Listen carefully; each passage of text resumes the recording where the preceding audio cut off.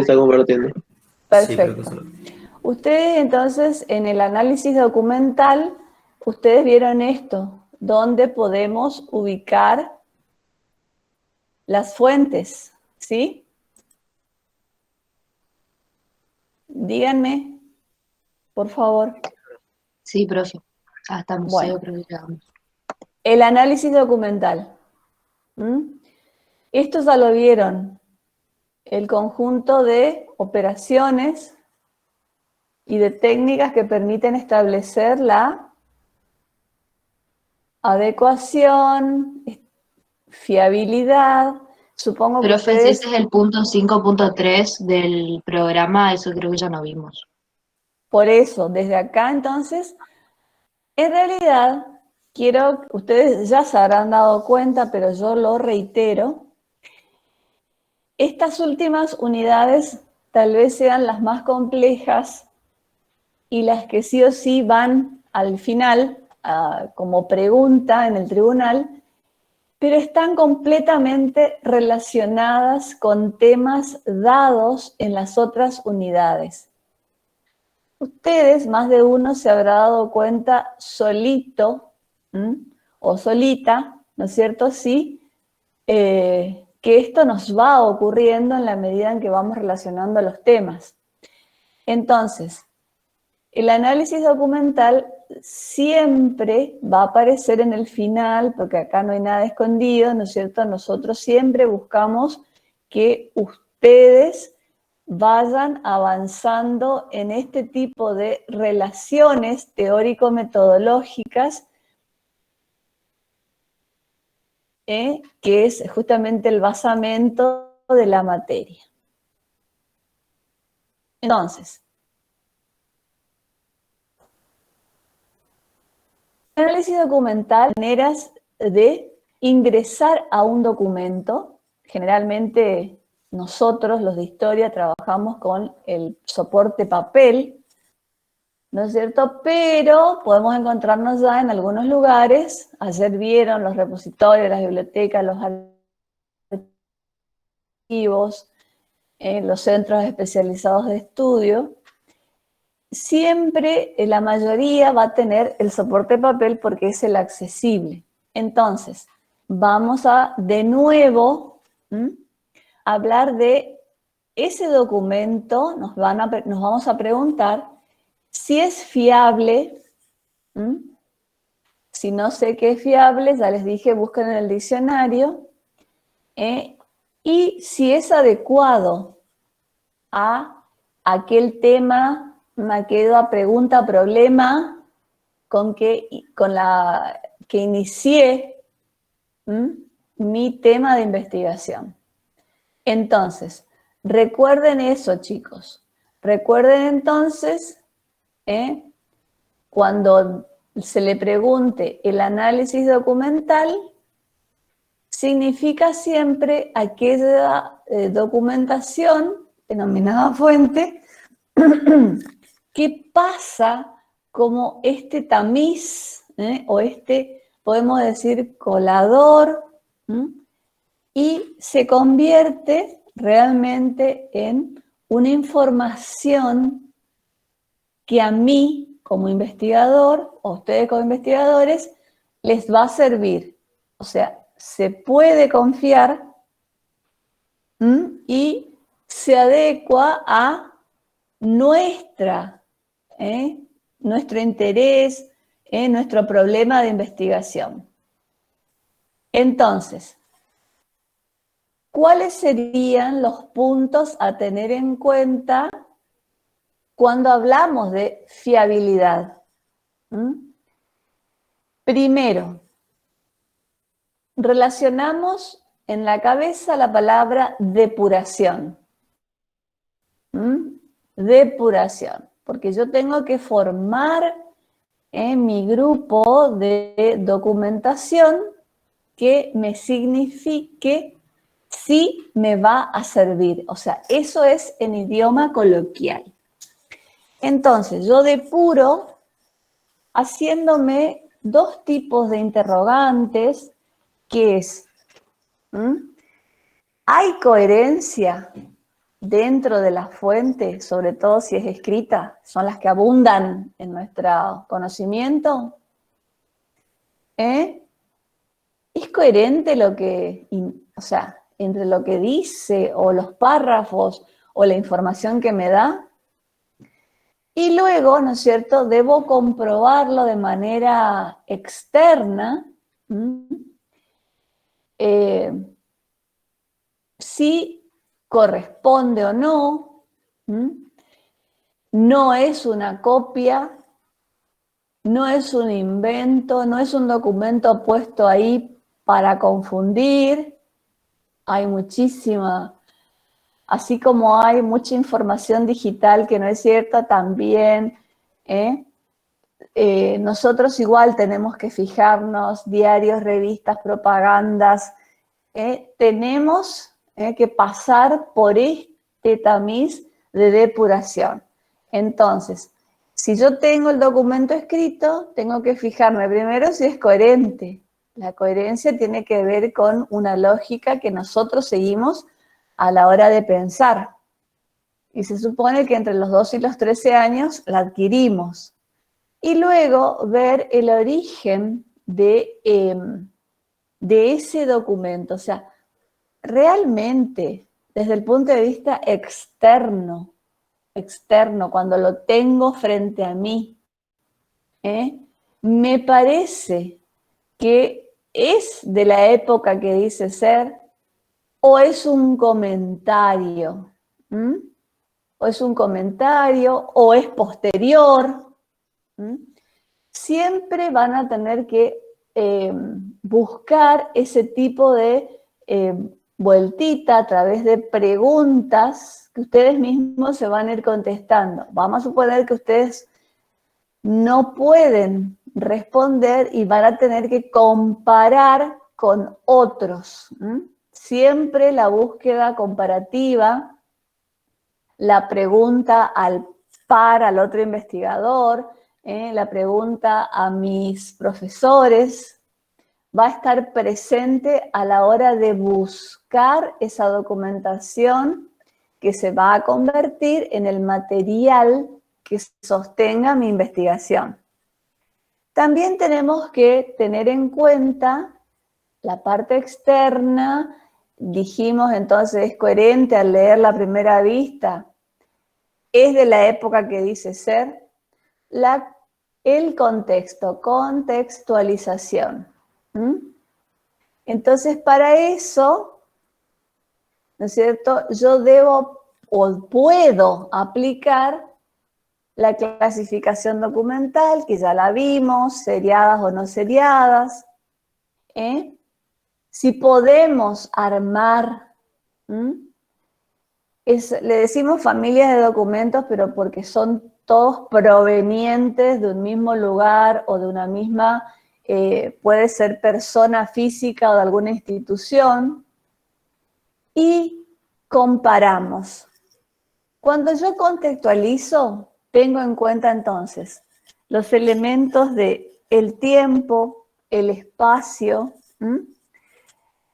y por supuesto la palabra clave que la dije desde el inicio, que es la comparación. Entonces, al tener el documento enfrente, yo tengo que preguntarme, primero, lo que dice es coherente, segundo, pertenece a esa época, y tercero, pero dentro del contexto de la época, ¿será que pertenece o no?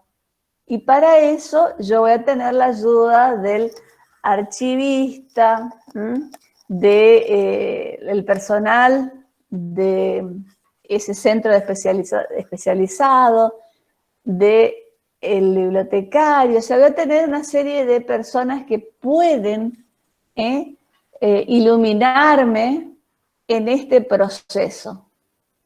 Y si no, directamente voy a ir a mis pares o a mis directores de investigación. Entonces, la otra gran palabra, aparte de la fiabilidad, ¿no es cierto?, con sus respectivas características, será someter a ese documento que se va a convertir en fuente de investigación a la adecuación. Igual va a partir siempre de una pregunta, así es fiable, pasó por todos estos requisitos que yo le puse. Y ahora, en la adecuación de nuevo, siempre nos vamos a preguntar, ¿realmente es adecuada para lo que yo quiero investigar? Entonces, voy a recurrir de nuevo a esos lugares que se vieron ayer, ¿no es cierto?, donde reposan, son cuidados, podemos decir, están bien, creemos que están bien cuidados en cuanto a el calor y la humedad requeridas. Entonces, vamos a recurrir a esos lugares donde está la documentación y vamos a aplicar los criterios taxonómicos que los tienen en Julio Aróstegui. La taxonomía van a tener que estudiarla, ¿no es cierto?, donde Julio Aróstegui intenta hacer mediante un esquema la aplicación de estos criterios.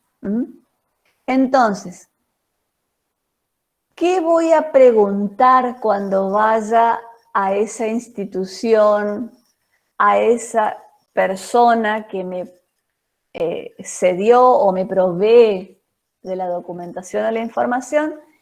Y seguramente, ¿no es cierto?, primero voy a aplicar los criterios. Taxonómico significa de clasificación. Luego voy a ver si la información que me da, aparte de ser coherente por el otro criterio anterior, es precisa.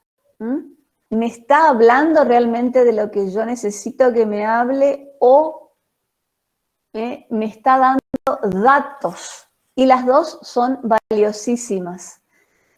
Puedo encontrarme con documentos que de manera directa me llevan al tema, a la pregunta, problema que yo elegí para investigar, o me puede aportar, a lo mejor no datos directos, sino, podríamos decir, los indirectos, o de un valor que me va a permitir complementar, y aparte de complementar, me puede llevar a otras fuentes que, si bien no van a ser directas de así, justo lo que yo necesitaba, pero sí, cuando la leo, me indica hacia dónde puedo ir. Luego, esa variedad de soportes ya lo hablamos muchas veces. Por ahora abunda el escrito, el soporte papel, y también desde el siglo XX, pero tardó bastante, ¿en qué? En reunirse en un lugar,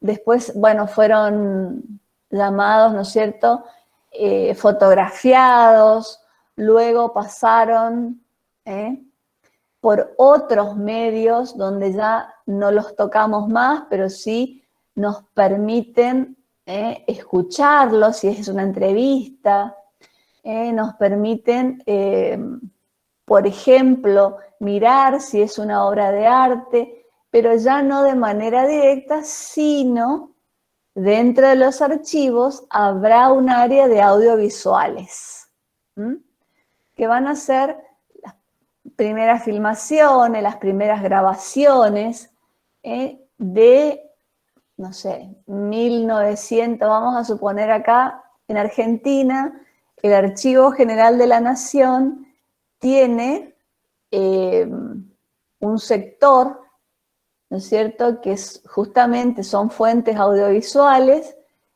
que parten de comienzos del siglo XX, son, por supuesto, en blanco y negro, y son segundos o minutos de filmaciones, pero sí hay mucha radiofonía. Es decir, los discursos que los presidentes o los ministros o los secretarios daban mediante la radio, y esas expresiones orales sí están grabadas, mejoradas, y con la digitalización, tanto el audio como la visión mejoraron muchísimo, y así podemos encontrar de comienzo del siglo XX, la etapa de los conservadores, diferentes presidentes caminando en reuniones. Ya tenemos, por ejemplo, de la época de Irigoyen, el día que él asume el cargo. Ya se graban, por ejemplo, son segundos de filmación, y estoy usando la historia argentina, que es donde nos vamos a mover, o la mayoría se va a mover. Entonces, por ahí van a ir, a medida que avanza el siglo, van a encontrar mucho más al inicio grabaciones de voces y menos imágenes. Luego es al revés, sobre todo durante la Primera y Segunda Guerra Mundial. No les digo el soporte fotográfico, muchísimo. Antes se hacían álbumes, ahora ya, ¿no es cierto?, por ahí no se puede acceder, pero sí se puede acceder a la microfilmación, y si ya está digitalizado el documento, la foto, la película, el escrito, muchísimo mejor, porque ya no tocamos, o sea, lo dejamos para la posteridad. Yo les conté que se hace polvo, ¿se acuerdan? Que yo les decía, al tocar, literalmente se hacía un polvillo entre blanco y amarillo, que era la hoja del diario. Entonces, eso hay que tratar de que no ocurra más, en salvaguarda no solo de nosotros los de historia, sino también, por ejemplo, todo lo que sea, porque estos soportes son también visitados por otros, por otros intereses y otras búsquedas. También vamos a ir, ¿no es cierto? Eso me lo voy a decir, la demanda de información no va a venir solo de parte de los historiadores, sino también seguramente vendrá de otros, repito, otros saberes, como, por ejemplo, los ayudantes de los abogados, que necesitan también eso, los periodistas, ¿qué otro más? Los divulgadores de temas que a lo mejor no son históricos, pero son de sociología, son de política. Entonces, vamos a tener que entender que ese interés va a ser compartido por otros saberes, pero los que realmente entendemos el valor de la preservación y hacemos el análisis externamente e internamente de un documento, somos los de historia, porque para eso, desde primer año y toda la carrera, no importa si vas a ser profesor, no importa si vas a ser licenciado o investigador, siempre la pregunta va a ser esa, más allá de que ese documento figure en algún repositorio, sea biblioteca, sea centro especializado, sea archivo. Yo me tengo que preguntar no solo si me sirve, como diríamos nosotros en lenguaje coloquial, para lo que yo estoy investigando, o no es una, podemos decir, una burda copia, o algo que se hizo con un fin que es confundir. Recuerden que desde la antigüedad los estudiosos del idioma latín y de las lenguas romances ya encontraron que muchos documentos de la iglesia, ¿se acuerdan? No eran que el famoso legado que hace Constantino fue hecho tiempo después, Que era un no fraude. en el momento que se decía, ¿sí? Que era Era una un fraude. falsificación. Una Sí. falsificación. Modificado sería. En realidad buscaban un fin, la donación que hace Constantino a la iglesia de determinados bienes. Fueron Cuando adaptados, digamos. se intentó copiar el documento en cuanto al soporte, que probablemente ha sido pergamino, o algún tipo de papel ya, no, yo creo que el pergamino va a ser el que abunde durante la Edad Media sobre todo, y la información justificaba cierto poder sobre determinados lugares, terrenos, extensiones, lo que ustedes quieran decir, y supuestamente el emperador había donado a la iglesia. ¿Qué se encuentra ya rápidamente en los siglos posteriores? No estoy hablando ya desde el siglo XX, que es un siglo donde todo se analiza con mayor, podemos decir, tecnología, que el latín que se había usado no era de la época, que no tenía la forma de un edicto del emperador, que era mucho más moderno de lo que decía ser.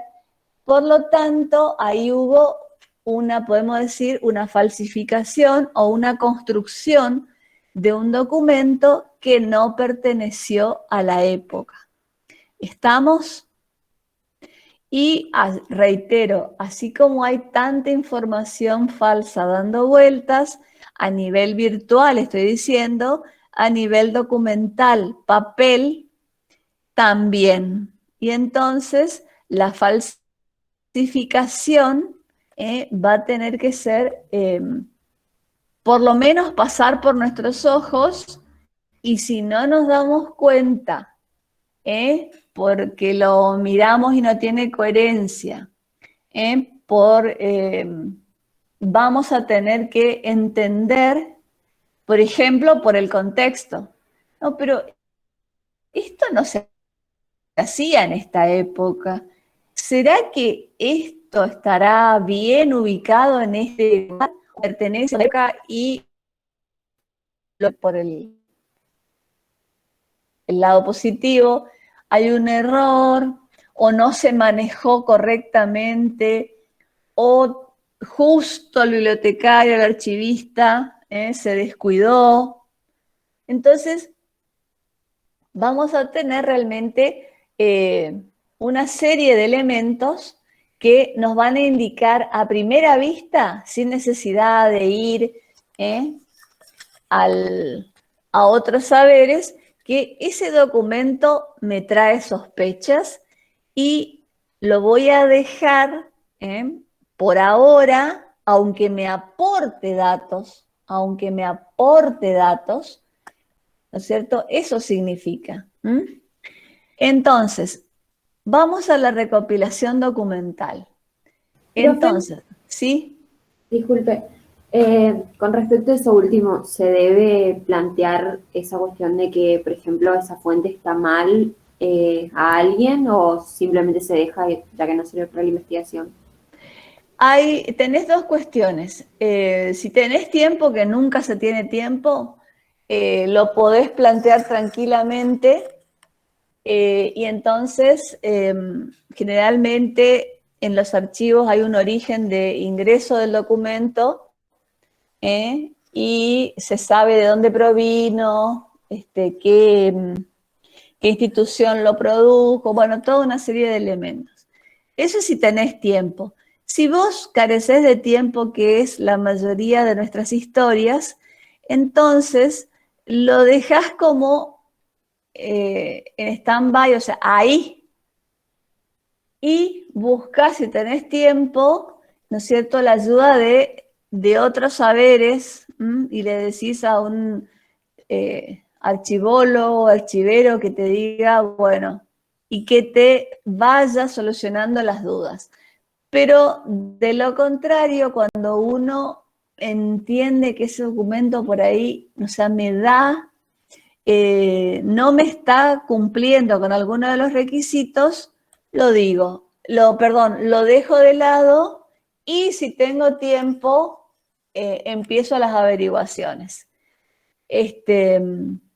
Vamos a la recopilación. ¿Alguien más quiere preguntar? ¿Sí?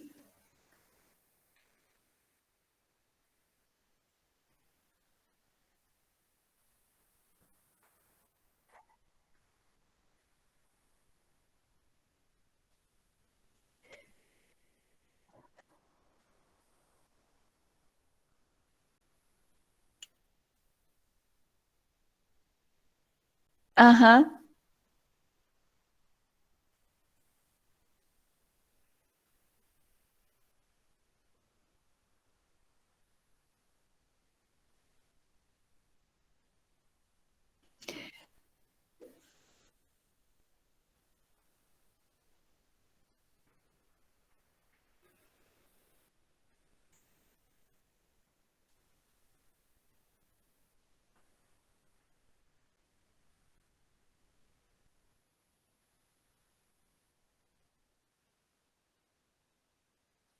Por supuesto, pero se supone que al primero que le vas a pedir explicaciones o que te contextualice, que te diga, abrirá el libro de actas donde ellos tienen el ingreso del documento, cuándo fue y quién lo donó o de qué institución provino.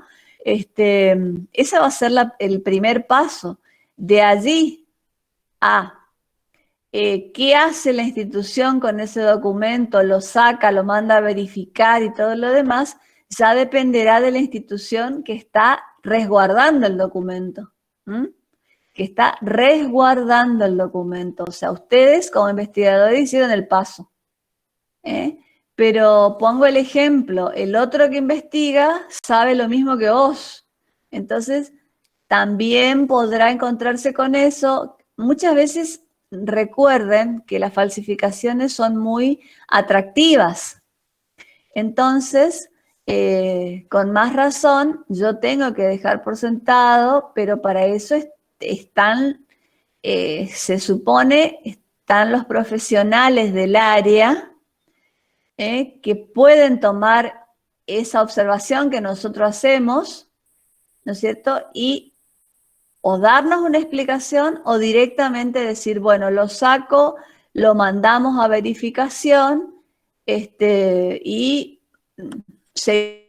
vemos si se incorpora o no de nuevo a la caja donde estaba o en el soporte en el que esté.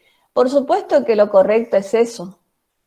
Pero tengo dos caminos, ya te dije. El que viene sabe tanto como vos. Y segundo, tu denuncia va a ser tomada o tu observación va a ser tomada por el primer grupo, que son los guardianes de esos documentos, que son los bibliotecarios, los archivistas, alguien que conozca y nos pueda indicar cuál fue su procedencia. Entonces, sería un bien a la comunidad. Pero muchas veces la persona que está investigando no tiene ese tiempo material para hacer todo eso, pero lo correcto es lo que vos decís. No tanto por el que viene detrás, porque el que viene detrás se supone que sabe tanto como vos, sino porque no es cierto y está como fuente, ¿sí? ¿Hay algún tipo de ente regulador a nivel nacional Sí que haga hay. este tipo de revisión histórica para nosotros como historiadores denunciar, no sé si la palabra es denunciar, pero No, decir em, que ese documento está mal y que ellos lo revisen, de alguna manera?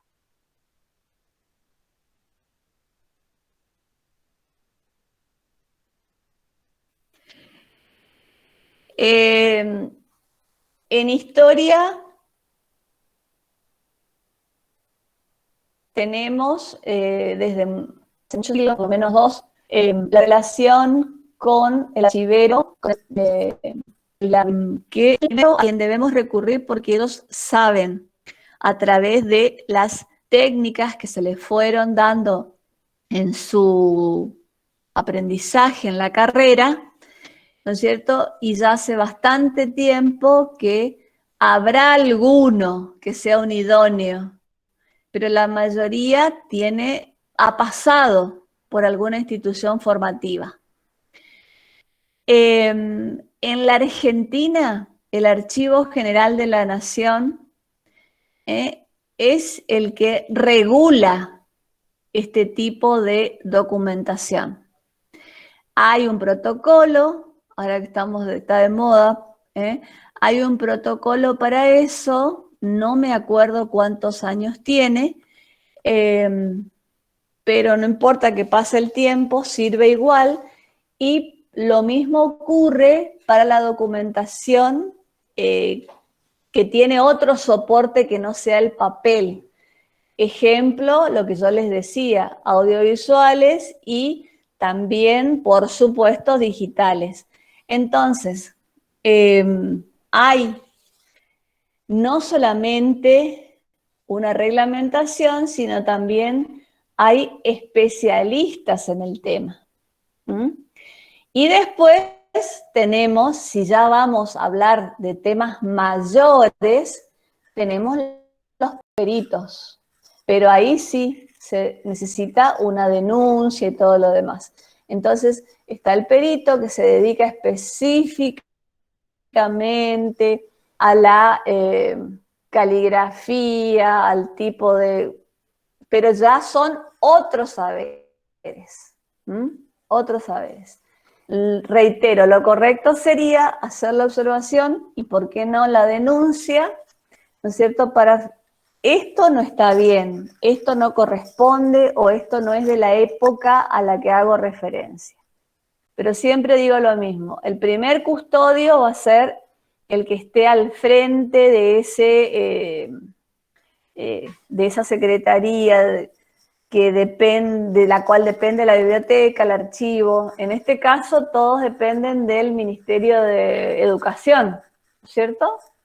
Ciencia y Tecnología, en el tema de la provincia del Chaco, pero también hay documentación que proviene del Ministerio de Economía, del Ministerio de Salud, del Ministerio de, ¿qué más podemos encontrar? El de transporte. Entonces, hay diferentes organismos que proveen, eso sí, por ley, una copia para ser archivada en organismos públicos. Ahora, por la parte privada, ellos están protegidos. Entonces, recién me parece que la parte privada tendrá, creo que hay abogados en este grupo, o alguien que haya hecho alguna... En la parte privada tiene, a diferencia de la parte pública, otras opciones de dar a conocer o no lo que se le pregunte acerca de cómo consiguió esa documentación. Sigo entonces. La recopilación documental. Entonces, siempre piensen que ustedes están investigando.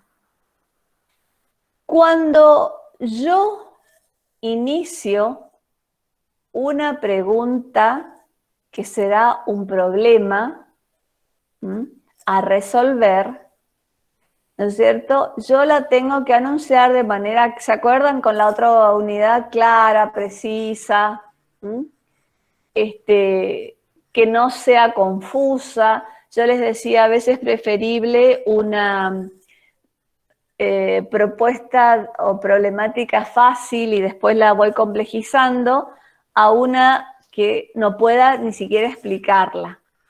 Entonces, lo primero que voy a hacer después de elegir esa primera pregunta, problema, va a ser juntar fuentes. Luego de juntar todas las que yo pueda, recolectar, fijarme, normalmente lo que se hacía o lo que se debería, y subrayo la palabra debería hacerse, es tomar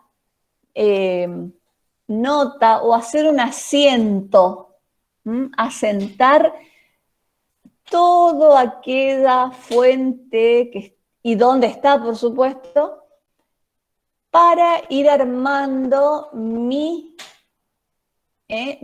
propio, podemos decir, repositorio en relación a ese tema, problema que yo presenté. Entonces, siempre, ¿qué hace un investigador? Busca recopilar, acopiar, juntar, para contestar todas las áreas de mi problema. Después vendrá, después de esa primera gran, podemos decir, ese gran momento en que voy encontrando y voy anotando dónde. Por eso yo siempre digo que aunque es un método que tiene su tiempo, el uso de la ficha, que es un cartoncito pequeño, hay fichas número 1, fichas número 2, y si no quiero comprarla, me la fabrico, donde yo voy anotando qué encontré y dónde encontré. Y esa fichita me va a servir para armar mi primer fichero, cuyo tema será el problema que me propongo investigar. En el segundo paso, y ya en la tranquilidad del lugar, mi oficina, mi escritorio o lo que fuere que ustedes tengan, o como en este caso que lo doy desde el comedor de mi casa porque hay un hijo mío recibiendo clases y mi esposo que está dando clase en otra. Entonces, para no tener conflicto de escritorios, yo vengo acá solita, ¿no es cierto? Porque busco esta tranquilidad. Entonces, miren, ya les conté un aspecto entonces de cómo es la vida en la virtualidad, que ustedes la deben vivir igual. Entonces, me empiezo a mirar qué tengo. Por eso dice, las fuentes deben ser contrastadas y comparadas. A ver, junto todo y cuando creo que tengo todo, voy y me fijo, a ver, ¿qué tengo? siempre pongo el ejemplo porque yo soy una convencida de la historia de los pueblos del Chaco. Bueno, ¿qué tengo de este pueblo? Tengo el acta de fundación, los primeros habitantes, tengo todo el área jurídica, o sea, el juzgado de paz, después tengo la escuela, la iglesia o el templo de la religión que fuere. ¿Qué más tengo, digo yo? A ver, ¿qué más tengo?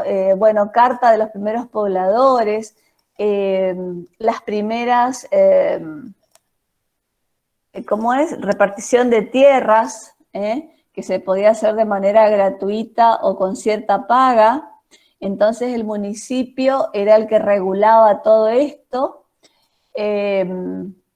Bueno, a ver, entonces tengo hasta cartas de los primeros pobladores. Si voy a catastro, a la oficina de catastro, voy a encontrar inclusive cómo fue creciendo el pueblo, esa población desde el punto de vista del uso de la tierra o de los terrenos.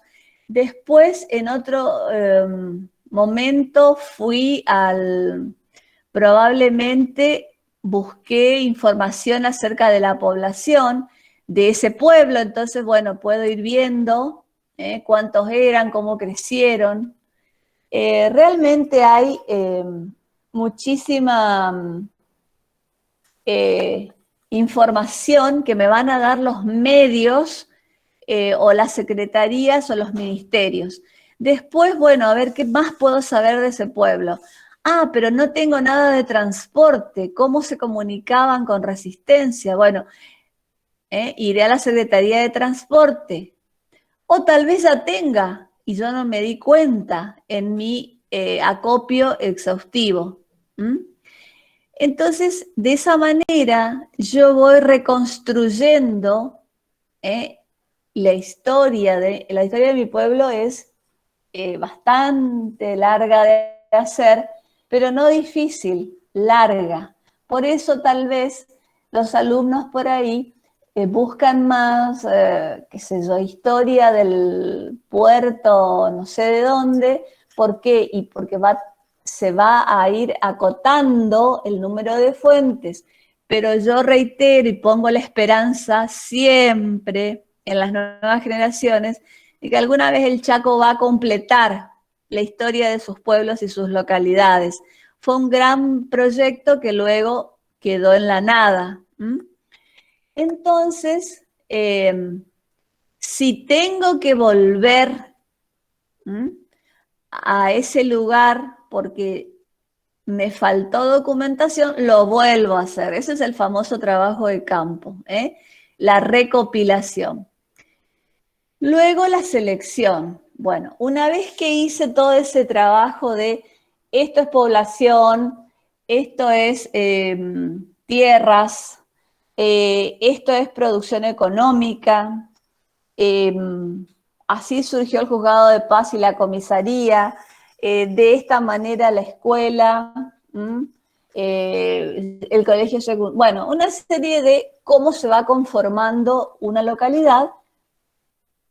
Voy y vengo, porque a lo mejor necesito más, entonces necesito ir al archivo de esa secretaría y volver a pedir lo que en el primer momento no vi. Entonces, cuando ya consigo o creo como investigador que tengo lo suficiente, voy a la selección y ahí sí, jerarquizo las fuentes. ¿Qué significa esto? Yo interiormente, o sea, en mi fichero, como decíamos antes, en mi fichero mental y en mi fichero papel, tengo estas fuentes, son las más valiosas para, por ejemplo, el origen del Juzgado de Paz. Entonces, jerarquizo de mayor a menor cuáles son las que están relacionadas con el Juzgado de Paz y cuáles serían las más relevantes. Por ejemplo, el acta dónde se fundó, cuándo se fundó, que, bueno, todo eso va a ser de gran relevancia. Pero después vendrán qué acciones hizo el juzgado de paz, sobre qué trabajó. Bueno, eso es una jerarquización. Si voy a la primera escuela de un pueblo, y bueno, ¿cuándo comenzó a funcionar? ¿Cuándo se dio realmente el acta o resolución? Sería en este caso de creación, muchas veces no hay coincidencia. ¿Cómo fue creciendo? Si solamente un edificio o hubieron otros, o también es una en el centro del pueblo, o en el ejido urbano, y hay otra en la zona rural. Entonces, eso es jerarquizar. ¿Cuál es el documento que tal vez me indique? Y luego el resto. Pero no por eso, aunque yo jerarquice de acuerdo a mi pregunta-problema, no desecho. Voy dejando porque tal vez en la confrontación de esos primeros documentos, yo voy a recurrir a eso que al jerarquizar lo puse en otro lugar. Y es como yo le decía, todo el tiempo es un ir y un venir, una ida y una vuelta. Porque aunque yo haga todo este trabajo, muchas veces debo volver. Y muchas veces esos documentos que al jerarquizar no tienen la importancia de otros, me va a llevar a nuevos lugares o a nuevas fuentes que me significarán recopilar nuevamente.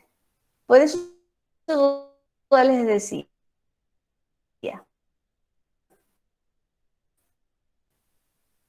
cuanto más claro sea el tema, más orientado estará el trabajo en cuanto a este proceso de la recopilación y el análisis de la documentación que yo voy encontrando. ¿De qué depende esto? Bueno, de una buena base teórica a lo largo de la carrera. Yo sé que en las diferentes materias lo dan, lo aplican, mejor dicho, y, ¿no es cierto?, después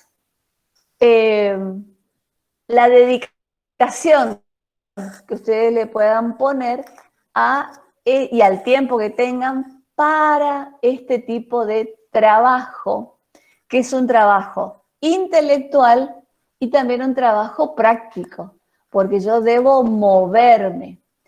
Ahora, por ejemplo, con la virtualidad, yo supongo que habrán abierto o habrán permitido abrir archivos digitalizados que no es que no te prestaban, no te mostraban, sino siempre hay una cuestión humana de si no, porque a lo mejor se rompe, no, porque es mi horario de salida o de entrada, no, porque con eso se van a encontrar, pero muchísimas veces, chicos. Entonces, yo siempre cuento una anécdota. Cuando a mí me tocó hacer alguna de estos trabajos, yo iba al archivo en el horario en que estaba un señor que supongo que ya está fallecido, que como él había estado desde el inicio del Archivo Histórico del Chaco, no tenía ningún título. Él no había ido a la facultad porque no había todavía, no estaba la carrera de Ciencias de la Información. Pero, por ejemplo, él sabía dónde estaba lo que uno le pedía. Entonces yo iba y le decía, necesito, por favor, sobre transporte. sea ferrocarril, automotor, si estoy trabajando zonas de ríos, bueno, cómo se maneja el tráfico de barcos, si era una ciudad. Y entonces este señor iba y sin ningún problema y sin ningún tipo de traba decía, en este anaquel, mire, me decía, de acá a acá, en estas cajas, qué sé yo, de la caja número 10 a la caja número 15, probablemente estén los documentos que usted está necesitando. Y entonces, no tenía el título, pero tenía la idoneidad y el conocimiento. Entonces, siempre que ustedes hagan este trabajo, el intelectual no porque depende de ustedes, pero el otro, el de la búsqueda, se van a encontrar con este factor que es muy humano y por eso, les repito, van a tener que hacer un trabajo de ida y de vuelta, porque parece que ya agoté, y sin embargo, ese que no fiché, probablemente ese texto, ese documento, me traiga también información que me permita extender un poco más lo que ya tengo. Muy bien, ¿alguna pregunta hasta acá?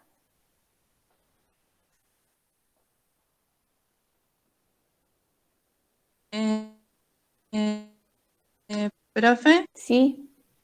no sé si entraría en debate en esta situación también el tema de los libros, por ahí son muy completos, la fuente es fidedigna, Sí. pero sin embargo la edición es muy, un poco atrasada, entonces no sé si ese clase de debate entraría también acá. Yo, por ejemplo, acá tengo un libro que es muy completo de Paul Boursier, toda la parte del siglo XIX y XX está genial, pero la primera parte cuando habla de la danza prehistórica,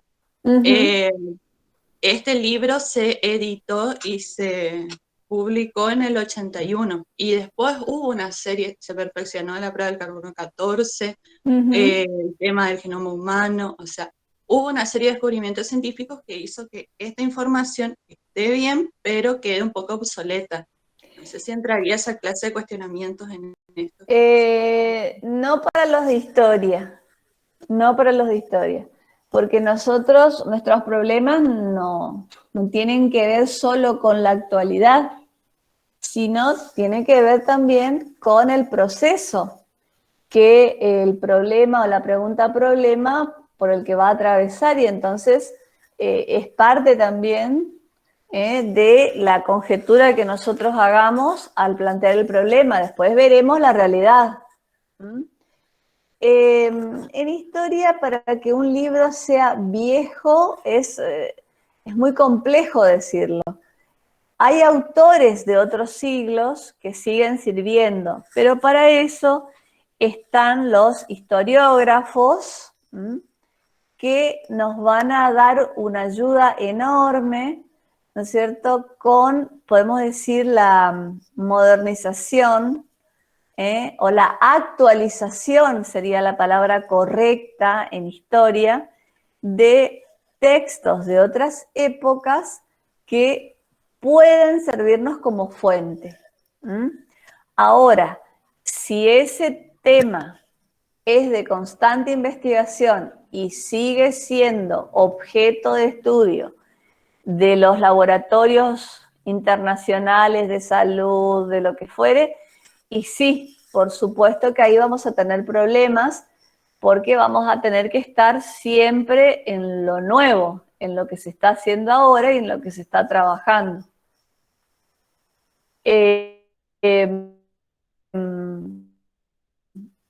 Cuando a uno le toman concurso para acceder a los cargos, los que vienen de afuera pues son profesores de otras universidades.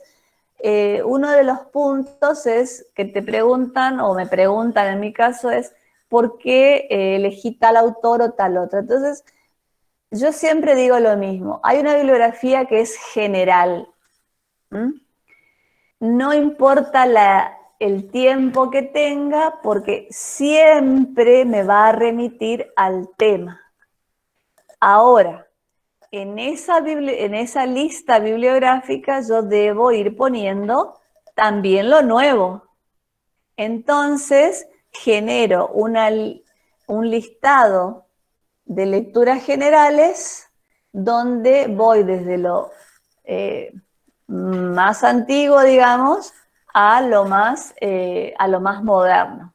Ahora, si mi investigación, reitero, son temáticas que permanentemente se están trabajando porque están en relación a la tecnología o a lo nuevo que se descubre, bueno, ahí sí tendré que trabajar siempre con un margen de fuentes que no tengan muchos años.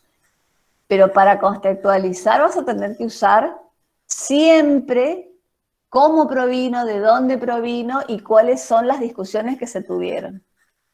¿Sí? ¿Alguna otra pregunta?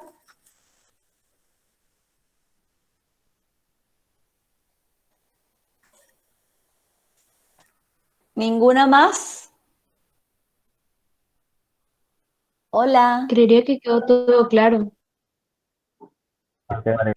Parece que no, profe. Entonces, no se